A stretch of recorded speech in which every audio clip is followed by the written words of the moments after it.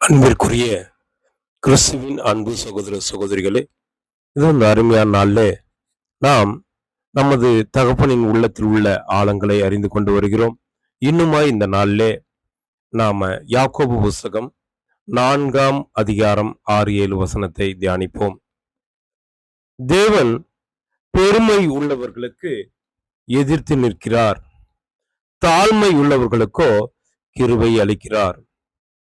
பிரியமானவர்களே, இது அந்த அருமையான நாள்ல இயேசு கிறிஸ்து மூலமாக துதிக்கான மகிமையை நமது அப்பாவிற்கு ஏறெடுத்து கொண்டு இதோ நம் ஒவ்வொருவருக்கும் ஆண்டவராகிய இயேசு கிறிஸ்துனாலும் பிதாவாகிய தேவனாலும் கிருபையும் அன்பும் சமாதானம் உண்டாவதாக என்ற அன்பின் வாழ்த்துதலை தெரிவித்துக் கொண்டு இதோ இந்த வாக்கியங்கள், அதாவது நமது அப்பா பெருமை உள்ளவர்களுக்கு எதிர்த்து நிற்கிறார் என்றும், தாழ்மையாய் கேட்டு கிரியையிலே காண்பிக்க போகும் நமக்கு கிருபை அளித்து கொண்டிருக்கிறார் என்பதை நம்ம உணரணும். அதுக்கு என்ன பண்ணோம்? தேவனுடைய வார்த்தைகள் நமக்குள்ள வரும் பொழுது, கிறிஸ்துவுடைய அந்த பிரசங்கம் நமக்குள்ள வரும்போது நம்ம என்ன பண்ணணும்? தாழ்மையா ஏற்றுக்கொள்ளணும். வருங்கால மகிமைக்குரிய பாக்கியங்களை நாம் என்ன பண்ணோம்? அடைய போறோம். அதனால நாம என்ன பண்ணணும்? ஒரு வாஞ்சியோடு தேவனை தேடணும் அப்படின்னு அப்பா எதிர்பார்க்கிறார். அதனால்தான் கிறிஸ்து மகிமையின் சரீரத்தில் நமக்கு முன்னாடி இப்ப இருக்கிறாங்க. அதை நம்ம உணரணும். சரிங்களா? உணர்ந்து இருந்தா நம்ம தேவனுடைய வார்த்தைக்கு நம்ம காது கொடுப்போம். பிரியமானவர்களே, நம்ம இந்த குரூப்ல இருக்கிறவங்க சில பேர் பேச முடியாம, அதாவது வேத வசனத்தை பயங்கரமா பேச முடியாம இருக்கலாம், பாட முடியாம இருக்கலாம். ஆனா நம்ம கிறிஸ்துவனுடைய அங்கம் என்பதை நாம உணரணும். நம்ம கிறிஸ்துவனுடைய காது அப்படின்னு நீங்க நினைக்கலாம். நாங்க அவருடைய வாயா இருந்து பேசுறோம், ஆனா அவ்வளவுதான். அதனால நம்ம என்ன பண்றோம்? பேசுறவங்களுக்கு தான் அதிகமான ஆக்கினை இருக்குது. அதனாலவே நாங்க தான் அதிகமா குணலட்சணத்தை காண்பிக்கணும். பேசுறவங்க யாக்கோபு 3:1 கூட சொல்லுவாரு, அதிக ஆக்கினை அடைவோம் என்று உங்களில் அநேகம் பேர் போதகராக இருக்கக்கூடாதுன்னு சொல்றாரு. அப்ப காதா இருக்கிறதே ஓரளவுக்கு மேல் அப்படின்னு நீங்க நினைக்குமாறு நாங்க வேத வசனத்தின்படி சொல்றோம். பாருங்க, தேவன் நமக்கு ஆசீர்வாதத்தை தந்து கொண்டிருக்கிறார். எப்படி அப்படின்னா, பாவம் செய்கிற இடத்துல நிறைய பாவம் செய்யறதில்ல, நம்மளுக்கு தான் அதிகமான கிருபை அளித்து கொண்டிருக்கிறார். இது எங்க இருக்குன்னா, யாக்கோபு 4ஆம் அதிகாரம் 6வது வசனத்துல இருக்கு.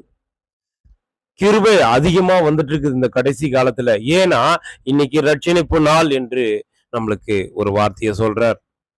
பிரியமானவர்களே, பாருங்க, நம்மளுக்கு அதிகமா நம்ம பிரயாசப்படுறோம். தேவன் எனக்கு இப்பேற்பட்ட காரியத்தை எல்லாம் செய்யணும்னு நம்ம எதிர்பார்க்கிறோம். ஆனா நம்ம எதிர்பார்க்கறதெல்லாம் கிடைக்குதா? இல்லையே. அப்ப நம்ம வீட்டுல வசனம் ஓட்டிக்கிறோம், நீ ஆசீர்வாதமா இருப்பாய், நீ என் பார்வைக்கு அருமையா இருப்ப, என்னது வானத்தின் பல கனியை தந்து இடம் கொள்ளாத அளவுக்கு தேவன் ஆசீர்வதிப்பான்னு வசனம் ஓட்டுறோம், ஆனா நடக்க மாட்டேன்தே அப்படின்னு நினைக்கிறோமா? பிரியமானவர்களே, ஏன் இதெல்லாம் நடக்குது தெரியுமா? நம்முடைய மாம்சத்துக்கு தேவையானதை நம்ம கேட்டுட்டு இருக்கோம். கிறிஸ்துவனுடைய குணலட்சணம் பிரகாரம் நம்மள மாத்திக்கிறதுக்கு தயார் பண்ணல. அப்படி மாத்திக்க தயார் பண்ணி பாருங்க, 100% நடக்கும். பிரியமானவர்களே, ஒரு பிரதர் எழுதியிருக்காரு. அவருடைய வயசு இமான் பிரதர், பல வருஷம் அவரு தேவனுடைய ஊழியத்தை செய்திருக்கிறார். ஆனா கேரக்டர் மாறல, சபைக்கு ஆள் வரல. ஆனா தேவன் வசனத்தின் பிரகாரம் இப்பேற்பட்ட வசனத்தின் மூலமாக எச்சரித்த பிறகு, வருங்கால மகிமைக்குரிய காரியம் உனக்கு வேணுமா அப்படின்னு அவரு கிறிஸ்து மூலமா எச்சரிக்கப்பட்ட போது என்ன பண்ணணும்னு ஆராய்ந்து பார்த்தா, அவர் ஒரு 1.5 வருஷம் தேவனுடைய வேலையை தான் பல வருஷமா செஞ்சுட்டு இருக்காரு. ஆனா ஒரு 1.5 வருஷம் தேவனுக்கு பிடிக்காத காரியத்தை செய்திருந்திருக்கார் சில வருஷம். அதனால கேரக்டர் இல்லாம செய்ததுனால அவருக்கு பல போராட்டங்கள், பல யுத்தங்கள், பல சண்டை, தேவ சமாதானம் இல்லாம இருந்தாராம். அப்ப என்ன பண்ணாராம்? நம்மள மாதிரி இருக்கும் பொழுது அவரு தேவனுடைய குணலட்சணம், கிறிஸ்துவனுடைய அன்பு, தேவனுடைய அந்த குணலட்சணம், நீதி, ஞானம், வல்லமை, அன்பு, இந்த குணலட்சணத்தை அவர் தன்னுடைய வாழ்க்கையில கடைபிடிக்க ஆரம்பிச்ச உடனே அவர் என்ன எதிர்பார்த்தாரோ அதுக்கு 100 மடங்கா தேவன் ஆசீர்வதிச்சாராம். தேவன் ஆசீர்வதிச்சாராம். அப்ப என்ன பண்ணும்? இந்த வாசனை கேர்ல சொல்லுவாங்க இல்லையா? அ நீங்க வாங்க, இங்க வாங்க, நாங்க இருக்கிறோம். கண்ணு சரியா தெரியலையா? நீங்க வாங்க, நாங்க இருக்கோன்றாங்க. சரிங்களா? நாம அப்படி சொல்ல முடியுமா? தேவனிடத்துல தேவனுடைய அன்பு என்கிட்ட இருக்கு. நீங்க வாங்க, நாங்க அன்ப காமிக்கிறோம். உங்களுக்கு ஆசீர்வாதம் வரும்னு நம்மள சொல்ல முடியுமா? அப்போஸ்தலனாகிய பவுல் சொன்னார்ல, பேதுரு சொன்னார்ல, யோவான் சொன்னார்ல, இயேசு கிறிஸ்துவும் சொன்னார்ல. இயேசு கிறிஸ்து தான் மெயினா சொன்னது. வந்து பாருங்கள். கர்த்தரை ருசித்து பாருங்கள். அவர் எவ்வளவு நல்லவர் என்பதை நீங்க அறிந்திருப்பீங்கன்னு. பிரியமானவர்களே, நாமோ நம்முடைய ஆசை, நம்முடைய மாம்ச தேவை, நமக்கு சொந்த வீடு, நம்மளுக்கு இப்பேற்பட்ட பணம், இப்பேற்பட்ட ஆசீர்வாதம், இதை தேடாதீங்க. முதலோட தேவனுடைய ராஜ்யத்தையும் அவருடைய நீதியும் தேடினா எல்லாத்தையும் தருவோம்னு சொல்லியிருக்காரு. குமாரனையே நம்மளுக்கு கொடுத்திருக்கும் பொழுது இது அற்பமான காரியம் இல்லையா நம்ம அப்பாவுக்கு? தேவனா எங்கேயோ தூரத்துல இருக்கிறாருன்னு நினைக்காதீங்க பிரதர். அவர் நமக்குள்ள இருக்கிறார். நம்முடைய ஜீவன் கிறிஸ்துவுடனே தேவனுக்குள் மறைஞ்சிருக்கு. எப்போ? ஜெபம் பண்ணிட்டாவா? சபைக்கு போயிட்டாவா? சில பேர் பாருங்க, தேவனுடைய ஊழியத்தை செய்யறேன்னு சொல்லிட்டு உலக காரியத்திலே இருப்பாங்க. ஏதோ ஒரு ஆதாயம், ஏதோ ஒரு தசம பாகம், ஏதோ ஒரு காணிக்கை, ஏதோ ஒரு பணத்துக்காக. இப்படின்னா யாருக்கு? இந்த பொல்லாத மனுஷன் 2 எஜமான் இருக்கிறார்ல, 2வது ஒருத்தர் இருக்கிறார்ல தலைவர், அவருக்கு ஊழியம் பண்றேன்னு அர்த்தம். 2 எஜமானுக்கு நம்ம ஊழியம் செய்ய முடியாது. அது தேவன் நமக்கு நல்லா சொல்றாரு. முதல்ல நம்மளுக்கு பலவீனம் இருக்கா? அதிகாலையில தேவனிடத்துல ஏன் கேட்க மாட்டேன்றோம்? கிறிஸ்து தான் நம்மளுக்காக ரெடியா இருக்காரு. மகிமையில நம்மளுக்கு இதோ இந்த நேரத்துல இருக்காரு. தாழ்மையா நம்ம கர்த்தருடைய மகிமையை கேட்கலாமே. பாவிகளுக்கு தான் நிறைய கிருபையை தந்துட்டு இருக்காரு இந்த காலத்துல. பரிசுத்தவான்கள் கூட குறைவுதான். அப்ப நம்ம என்ன பண்ணணும்? பெருமை இல்லாம தாழ்மையா நடக்கணும். பிசாசுக்கு எதிர்த்து நிக்கணும். பிசாசு எல்லாம் வெல்ல முடியாது பிரதர் நம்மளால. பிசாசை வென்று விட்டுன்னு பாடல்கள் சில பேர் பாடுறாங்க. முடியாது. அவன் யாரு? ஆவியின் சரீரத்துல இருக்கிறான். அவனெல்லாம் வெல்ல முடியாது. இயேசு கிறிஸ்துவை எதிர்த்து தான் நின்னாரு இல்லையா? எதிர்த்தார் இல்லையா? இந்த கல்லை அப்பமாக்கி சாப்பிடு அப்படின்னு நல்லா நைஸா பேசுவாங்க. நம்முடைய பல உலகத்துல நம்ம இருக்கும் பொழுது, உலகத்துல தான் நம்ம இருக்கிறோம். மாம்சத்துக்குரிய உங்களோட நம்ம இருக்கக்கூடாது. மாம்சத்துக்குரிய சிந்தனையோட இருப்பாங்க பாத்தீங்களா? தேவனுடைய சிந்தனை வேணாம், தேவனுடைய காரியம் வேணாம். ஆனா மாம்சத்துல அப்படியே சினிமா, அப்படியே தண்ணி, அப்படியே உலக வாழ்க்கை, அப்படியே இச்சைக்குறி, இப்படியெல்லாம் இருந்துட்டு ஏதோ அப்படி இருக்கிறவங்களுக்கு தேவன் பண்ண மாட்டார். கிருபை அளிப்பார். எப்போ? தாழ்மையா கேட்கணும். அப்பா உமது குணலட்சணத்தை காண்பிக்க நான் வந்திருக்கிறேன்ப்பா, இந்த வார்த்தையை கேட்கிறேன்ப்பா, நீங்க எனக்கு ஆசீர்வாதம் கொடுங்க, நான் மாறணும்னு நினைக்கிறேன், கிறிஸ்துவை போல அவருடைய அடிச்சுவடை பின்பற்றணும். அப்பா உன்னுடைய ஞானத்தை பெற்றுக்கொள்ளணும், உன்னுடைய நீதி அன்பு வல்லமையோட நான் நடக்கணும்ப்பா, பரிசுத்தாவியை கொடுங்கப்பா அப்படின்னு ஏன் நாம தாழ்மையா கேட்க மாட்டேன்றோம்? கேட்டு பாருங்க. நாங்க இருக்கிறோம். வாசனை கேர்ல சொல்ற மாதிரி நாங்க வந்து பாருங்க, நாங்க இருக்கிறோம், நாங்க இருக்கிறோம்னு. அது மாதிரி கிறிஸ்து சொல்றாரு, நானும் என்னுடைய அப்பாவும் இருக்கிறோம், நீங்க வந்து பாருங்க, உங்களுக்கு பரலோகத்தினுடைய மகிமையை தரேன், இந்த உலகத்தையே ஆளுகிற ஒரு பாக்கியத்தை தரேன்னு சொல்லும் பொழுது நம்ம ஜீவனுள்ள கல்லா ஆக போகிறோம். அதனால தாழ்மையா இருப்போம். என்னுடைய நாவை அடக்குவேன் அப்படின்ட்டு நாம உண்மையா இருக்கணும் இல்லையா? அப்படி இருந்தா நம்மளுக்கு ஆசீர்வாதம். அப்படி இருக்கணும். சரிங்களா? உலக சிநேகம் தேவனுக்கு பகை. அப்போ உலகத்துல இருப்பாங்க நம்முடைய சகோதர சகோதரிகள். அவங்க தேவன் அவங்களுக்கு நல்ல காரியத்தை செய்யலைன்னா என்ன அர்த்தம்? இவ்வளவு நாள் பிரச்சனை, சண்டை, ஒரு மனசுல தேவ சமாதானமே இல்லைன்னா என்ன அர்த்தம்? சாத்தானோட கண்ட்ரோல்ல இருக்கிறோம்னு அர்த்தம். அதான் அர்த்தம். அப்ப என்ன பண்ணோம்? இச்சித்தம் தேவன் எனக்கு ஆசீர்வாதம் பண்ணலையே, இன்னும் பண்ண மாட்டாரா அப்படின்னா பண்ண மாட்டார். ஏன் பண்ண மாட்டார்? நீ கேரக்டரா மாறுறதுக்கு அதிகால தேவனை தேடல, தேவனுடைய வசனத்தை தள்ளி விடுற. அவர் நமக்கு நடுவுல இருக்கிறார் தெரியுமா?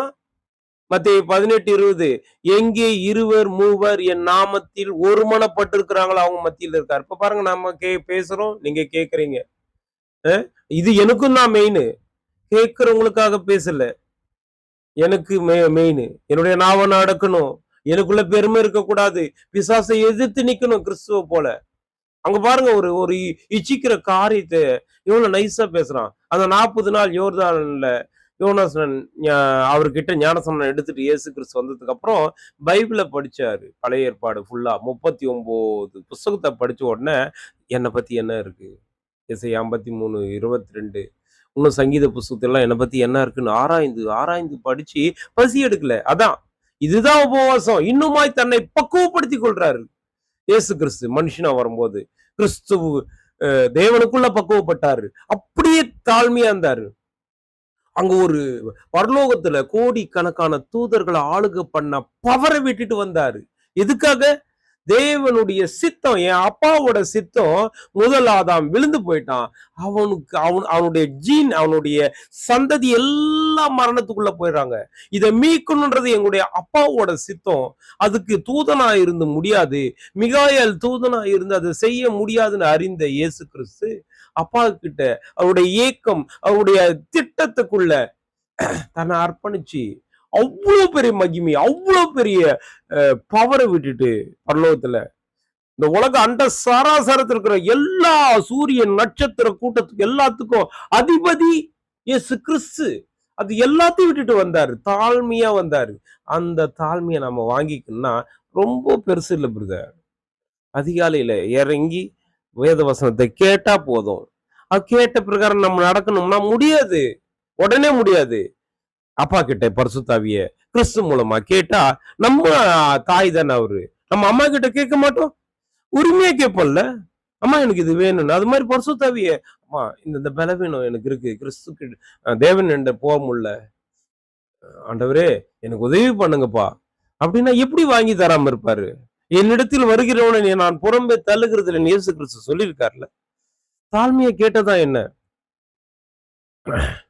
ஜீவன் உள்ள கல்லா ஆளுகை செய்யற அந்த பரலோக மகிமையை சுதந்திரிக்கிற பிள்ளைகள்ன்றத நம்ம உணர முடியலையே.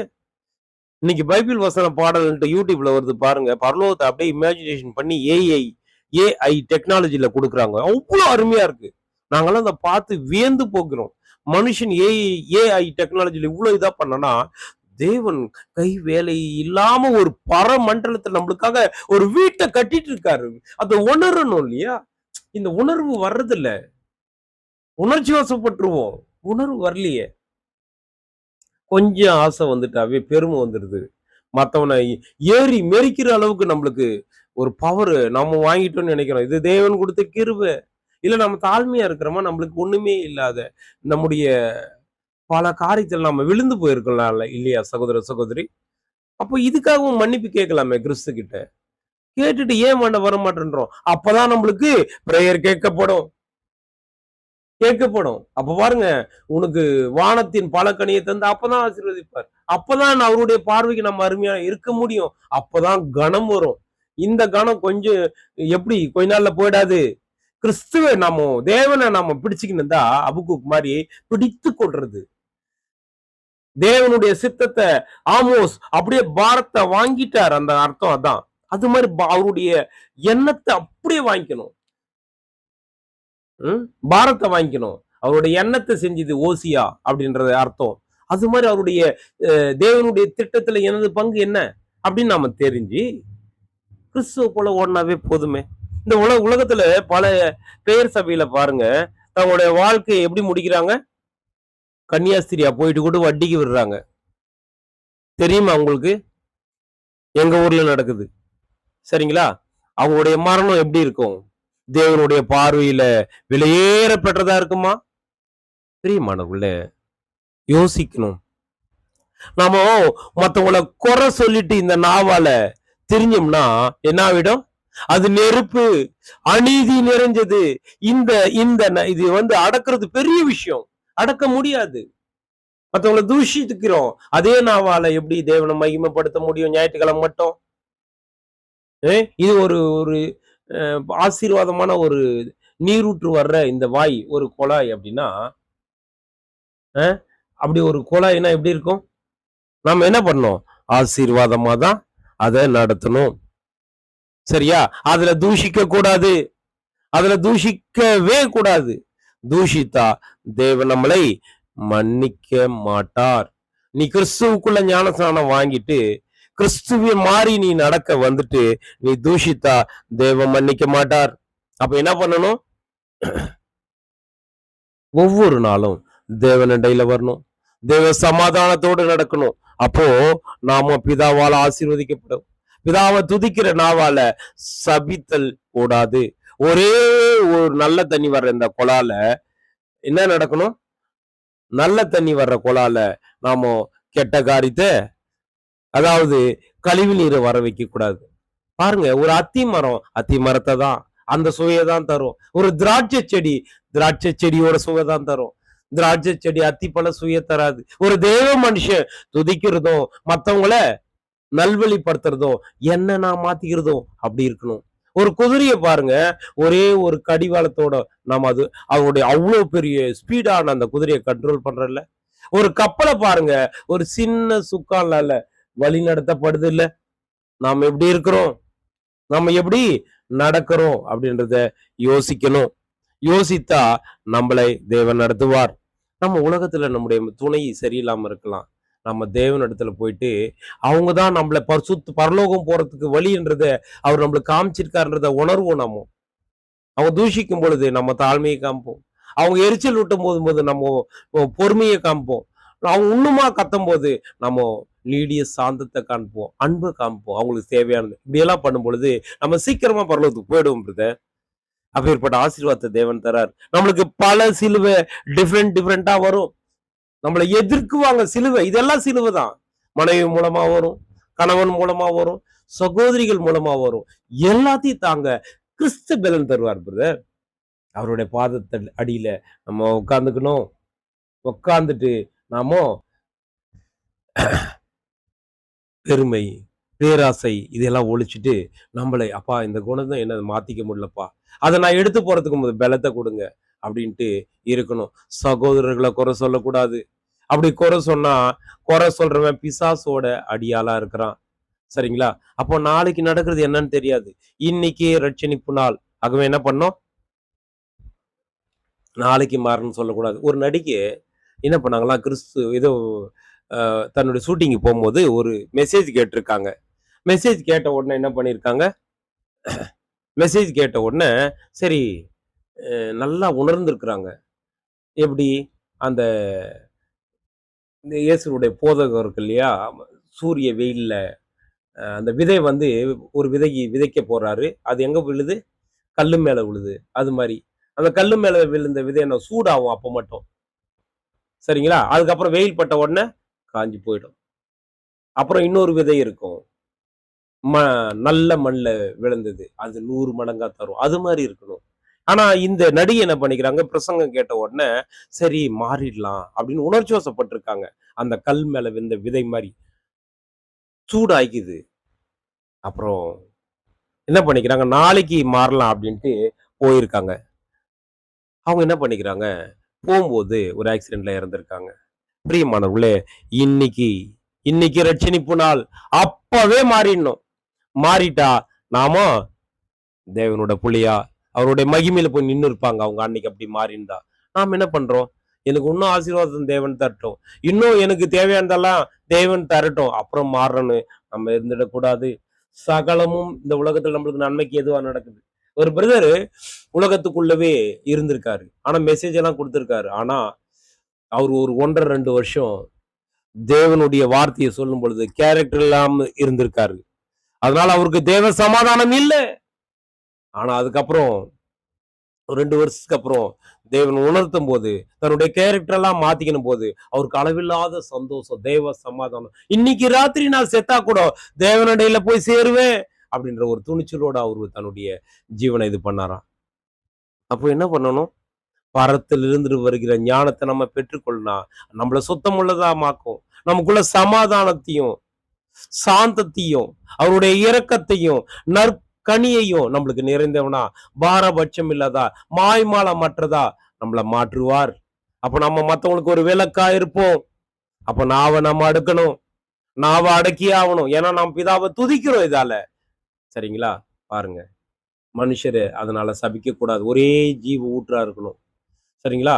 நாம என்ன பண்ணோம், இன்னுமாய் இன்னுமாய் தேவனிடத்துல வாஞ்சியா இருக்கணும். சரியா? விபச்சார உலகத்துல நாம போயிடக்கூடாது. நம்முடைய மனைவியோ இவங்களோ இருந்தா அவங்கள உற்சாகம் பண்ணணும். அவங்க கிட்ட இருக்கிற நல்லதை மட்டும் நம்ம சொல்லணுமே தவிர கெட்டது பண்ணக்கூடாது. ஒரு பிரதர் என்ன பண்ணாராம், தேவ மனுஷர் இமான் பிரதர் ஒரு சாவுக்கு போனாராம். சாவுக்கு போயிட்டு எல்லாம் பண்ணும்போது திடீர்னு ரிட்டர்ன் வரும்போது பஞ்சர் ஆயிடுச்சு. பஞ்சர் ஆகும்போது ஒண்ணுமே தெரியல. திக்கு தெரியாம நிற்கும் பொழுது யாரோ ஒருத்தர் ஆட்டோக்காரர் வந்து உதவி பண்ணாங்களாம். உதவி பண்ணும்போது ரிட்டர்னுக்கு அவ்வளோ உதவி பண்ணி ஒரு 1/2 ஹவர் 3/4 ஹவர் செஞ்சு அவ்வளோ கஷ்டப்பட்டு பண்ணதுக்கு அப்புறம் காசு கொடுத்தா அவர் வாங்க மாட்டேன்றாரு. நான் ஒரு ஒரு ஆபத்துல இருக்கிறேங்க. நான் உதவி பண்ணட்டு தேவனை அறியாத அந்த பிள்ளைங்க இருக்காங்க. தேவனை அறியாத அவரு இல்ல பிரதர் இதெல்லாம் வானவே வேணும். ரூ. 1 வாங்காம போனாராம். பிரியமானவர்களே, நல்ல மனுஷனுங்க இன்னைக்கு இன்னைக்கு தேவனுடைய சன்னிதானத்துல இருக்கிறாங்கன்னு நினைச்சுன்னுக்கிறோம். நம்மள விட அதிகமா பரிசுத்த ஆவியை பெற்றுக்கொண்டு வேத வசனத்துக்குள்ள ஆழங்களா நம்ம அறிஞ்சு நிக்கிறோம். நம்மள பைபிள் ஸ்டூடெண்ட்ன்ட்டு. ஆனா நம்மள விட வைராக்கியமா இன்னைக்கு உலகத்தா இருக்கிறாங்க. தேவனை அவங்களுக்கெல்லாம் தேவன் வெளிப்படுத்தல தானே. ஒன்றான மெய் தேவனாகிய அப்பாவை அறியல. இயேசு கிறிஸ்து தான் குமாரன்னு அறியல. அவங்களே இன்னைக்கு நல்ல காரியம் செய்யறாங்க. அவங்களுக்கு வெளிப்படுத்திட்டாருன்னா நம்மளாம் ஒண்ணுமே இல்லை. இன்னைக்கு அவங்க அவ்வளவு வைராக்கியமா இருக்கிறாங்க. சிலையில இல்லைன்னு தெரிஞ்சும் அதுக்காக எவ்வளவு வைராக்கியமா ஓடுறாங்க தெரியுமா? பிசாச பிசாசதான் வணங்குறன்னு அவங்க நினைச்சிட்டு இருக்காங்க. சரி, நினைக்கல. ஆனா தேவன் தெரிஞ்சிட்டாங்கன்னு வச்சுக்கங்களேன், நம்மளை விட 100 மடங்கு இருப்பாங்க. நம்மளுக்கு கடைசி காலம். அதனால நம்ம கர்த்தருக்கு முன்பா தாழ்மையா இருக்கணும். தாழ்மையா இருந்தே ஆகணும். அசட்டை பண்ணிடக்கூடாது.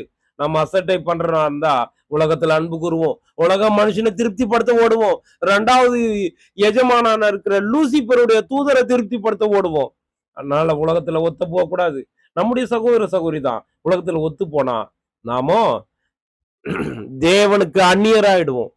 அவங்க கிறிஸ்துக்குள்ள வராங்களா, நல்லா சப்போர்ட் பண்ணலாம். சரிங்களா? அப்ப சமாதானம் நம்மளுக்கும் இருக்கும், அவங்களுக்கும் இருக்கும். அவங்க இழந்து போன ஆசீர்வாதத்தெல்லாம் வாங்கிப்பாங்க நம்ம மூலமா. அதுக்கு நம்ம காரணரா இருக்கணும் இருக்கணும். சரிங்களா? இந்த நாவு முழு சரீரத்திற்கு கண்ட்ரோல் பண்றது. அதனால குறை சொல்லக்கூடாது, குறை சொல்லக்கூடாது. சரிங்களா?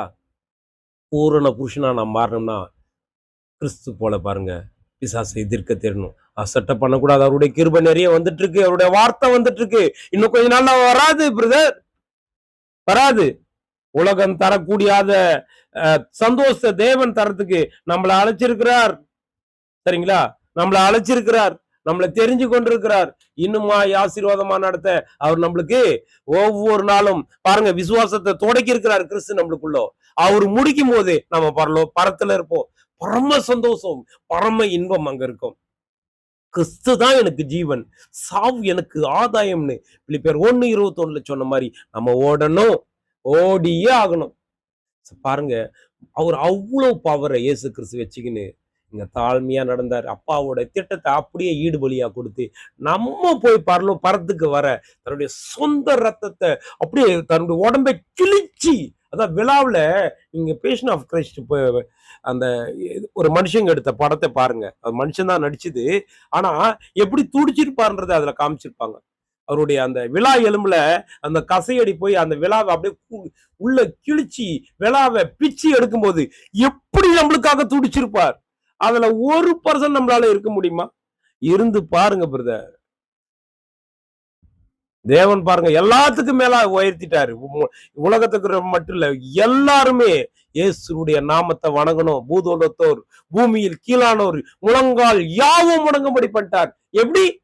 தாழ்மை, பெருமை இல்ல அவருக்கு. பெருமையோட ஒருத்தர் லூசிபர் இருந்தான். அவன் பாருங்க பூமிக்குரிய வாழ்க்கை இதுதானே வேணும், அனுபவிச்சுக்கொண்டு விட்டாரு, அனுபவிச்சுக்கொண்டு விட்டுட்டாரு. ஆனா அவனுடைய ஓட்டம் பாருங்க வீணா போயிடுச்சு. அவனுக்கு பாவ மன்னிப்பு இல்ல, நம்மளுக்கு இருக்குல்ல. அதனால லூசிபர் கேட்டான், ஏன் எனக்கு இல்ல? தேவன் சொன்னார், நீ என் மகிமையில என்ன பார்த்துட்ட, என்னுடைய நீதி வல்லமை எல்லாத்தையும் நீ பார்த்துட்ட, அன்பை பார்த்துட்ட. அவங்க பார்க்கல, காணாம விசுவாசிக்கிறாங்க. நீ பார்த்து ஏமா என்ன தூஷித்துட்ட, பெருமைக்கு வந்துட்ட, வானத்துக்கு ஏறுவேன், அங்க ஒரு சிங்காசனத்தை இருப்பேன், இயேசு கிறிஸ்துக்கு மேல உன்னை உயர்த்திட்ட. அதனால உனக்கு இந்த பூமியை ஆசீர்வாதம் தானே வேணும், பூமியில இருக்கிறவங்கள உன் இச்சிக்கிறவங்கள நீ பாத்துக்கோ அப்படின்னு நினைச்சிட்டாரு.